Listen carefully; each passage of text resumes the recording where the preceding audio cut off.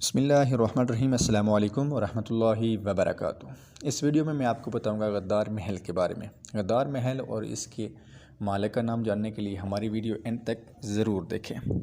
یہ محل جس کے کھنڈرات کی آپ تصویر دیکھ رہے ہیں، آج سے 300 سال پہلے انتہائی خوبصورت اور بہت بڑا محل ہوا کرتا تھا، لیکن جیسے ہی اس محل کا مالک مرا، اس کے بعد کسی نے اس محل میں آباد ہونے کی کوشش نہ کی۔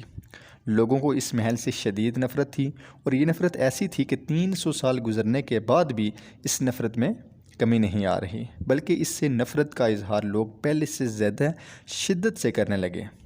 مثال کے طور پر جب کوئی شخص اس محل کے قریب سے گزرتا ہے تو آج بھی اس کے اوپر تھوک کر گزرتا ہے، حتیٰ کہ کچھ لوگ نفرت میں اس قدر انتہا پسندی کا مظاہرہ کرتے ہیں کہ اس کی دیواروں پر باقاعدہ جوتے مار جاتے ہیں۔ انسانی کی تاریخ میں یہ پہلی عمارت ہے جس سے نفرت کی جاتی ہے، اور یہ بھی ایک تاریخی ریکارڈ ہے کہ کسی عمارت کو اس سے پہلے اتنا نفرت انگیز نام نہیں دیا گیا۔ اس ملک کی گورنمنٹ نے سرکاری طور پر اسے غدار محل کا نام دے رکھا ہے۔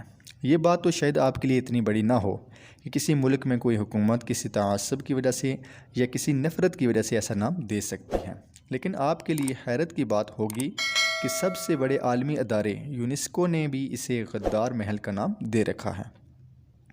اس عمارت کو نہ تو استعمال کیا جا سکتا ہے، نہ ہی اسے توڑا جا سکتا ہے، اور نہ ہی اس کا نام تبدیل کیا جا سکتا ہے۔ اس بات سے اندازہ لگا لیجئے کہ وہ شخص کس قدر بدبخت تھا کہ جس کی نفرت تاریخ کا حصہ بن کے رہ گئی ہے۔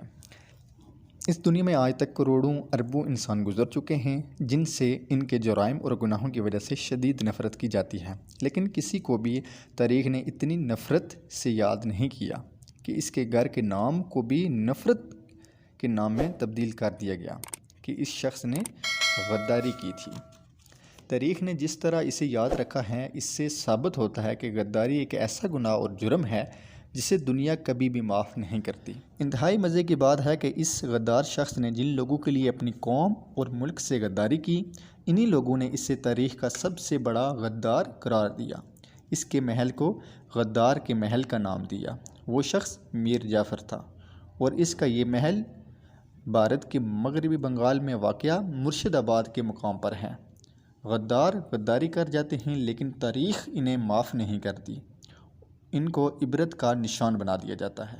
اگر آپ کو ہماری ویڈیو اچھی لگی ہو تو پلیز ویڈیو کو لائک، شیئر اور چینل کو سبسکرائب کرنا مت بھولیے گا۔